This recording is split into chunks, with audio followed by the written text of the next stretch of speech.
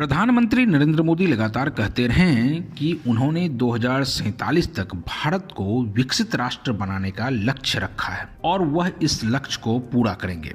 लेकिन क्या सच में यह लक्ष्य पूरा होगा, पूरा हो सकता है या नहीं, और क्या है विकसित राष्ट्र का पैमाना, आज हम आपको इस वीडियो में बताएंगे। क्योंकि आप नरेंद्र मोदी की बातों पर विश्वास तो कर लेते होंगे कि भारत 2047 तक विकसित राष्ट्र बन जाएगा। हमारा लक्ष्य है 2047 हिंदुस्तान विकसित होना ही चाहिए, नो कॉम्प्रोमाइज। आजादी के 100 साल हम ऐसे ही नहीं बिताएंगे, आजादी के 100 साल ऐसे बनाएंगे कि दुनिया में विकसित भारत का झंडा फहरता होगा। पैमाना क्या है विकसित राष्ट्र बनने का, इस पर आपने अभी तक गौर नहीं किया है। आज हम आपको बताएंगे कि विकसित राष्ट्र बनने का पैमाना क्या है। चीन का जीडीपी भारत से 5 गुना ज्यादा है, फिर भी वह विकसित राष्ट्र की श्रेणी में नहीं है। फिर भारत कैसे यह लक्ष्य हासिल कर पाएगा, इसी पर आज ये हमारा वीडियो है। आपको अगर ये पसंद आए तो आप इस वीडियो को शेयर करते रहिएगा। अब आपको बताते हैं कि विकसित राष्ट्र बनने का पैमाना क्या है।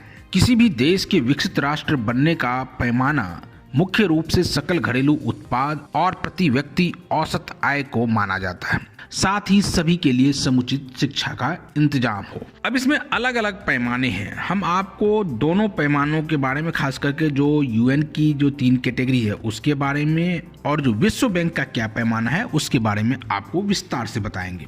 विश्व बैंक दुनिया के देशों को विकसित, विकासशील, अविकसित उसकी आय के आधार पर मानता है। इस आधार पर वह देशों को 4 भागों में बांटता है।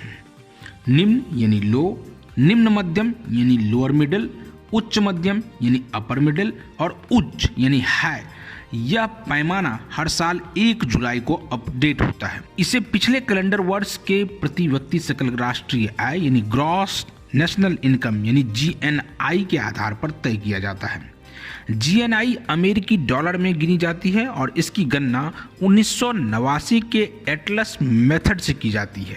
विश्व बैंक ने $14,005 प्रति व्यक्ति जीडीपी वाले देशों को हाई इनकम ग्रुप में रखा है। यानी आप समझ सकते हैं कि अगर आपकी प्रति व्यक्ति आय $14,005 प्रति व्यक्ति है, तब तो आप हाई इनकम ग्रुप यानी कि विकसित देशों की श्रेणी में आ सकते हैं। अगर ऐसा नहीं है तो आप बिल्कुल भी नहीं आएंगे। एटलस मेथड में करेंसी एक्सचेंज रेट 3 साल में आय उतार चढ़ाव के औसत के आधार पर तय होता है। इस आधार पर 2023 में 12% देश लो इनकम कैटेगरी में और 40% हाई इनकम कैटेगरी में रखे गए थे। 2023 के विश्व बैंक के आंकड़ों के मुताबिक हाई इनकम वाले सबसे ज्यादा 40 देश यूरोप और मध्य एशिया में हैं। दक्षिण एशिया में एक भी देश इस कैटेगरी में नहीं है।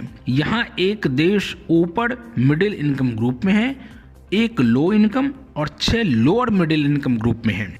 अब यूएन की 3 कैटेगरी कौन कौन सी है उसके बारे में आपको बता देते हैं, फिर आपको पता चलेगा कि आपका देश यानी भारत उस कैटेगरी में आएगा या नहीं आ पाएगा, जिसको लेकर लगातार प्रधानमंत्री ये कहते रहते हैं कि 2047 तक भारत विकसित राष्ट्र बन जाएगा। संयुक्त राष्ट्र संघ यानी यूएन अर्थव्यवस्था के लिहाज से देशों को 3 कैटेगरी में रखता है। विकसित यानी डेवलप्ड, बदलती अर्थव्यवस्था यानी इकोनॉमीज इन ट्रांजिशन, और विकासशील यानी डेवलपिंग। विकसित राष्ट्र बनने के लिए क्या होना चाहिए, कोई देश विकसित है या नहीं, यह मुख्य रूप से इसी बात पर निर्भर करता है कि उस देश की जनता कितनी समृद्ध है और उसके पास कितने संसाधन हैं।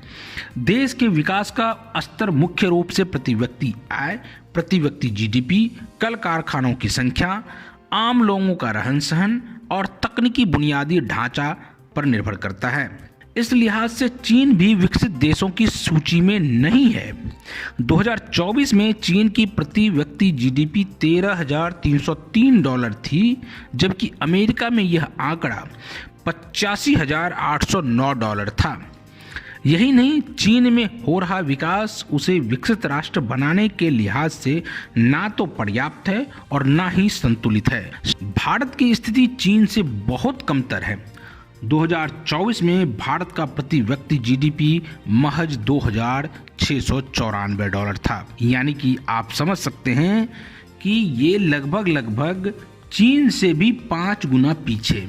और अमेरिका की तो बात ही छोड़ दीजिए, अगर अमेरिका की बात करें तो लगभग ये 35 से 40 गुना कम है। तो नरेंद्र मोदी यानी हमारे प्रधानमंत्री जो दावा कर रहे हैं कि भारत को 2047 तक विकसित राष्ट्र बना देंगे, वह कैसे पूरा हो पाएगा? क्या ये सिर्फ एक बयान भर रह जाएगा, या आपको लगता है कि ये जो स्थिति है, अभी जो विकास की जो स्थिति है खास करके भारत में, क्या ये उस लिहाज से या उस रफ्तार से आगे बढ़ रहा है कि 2047 तक हमारा देश यानी भारत विकसित राष्ट्र की श्रेणी में आ जाएगा?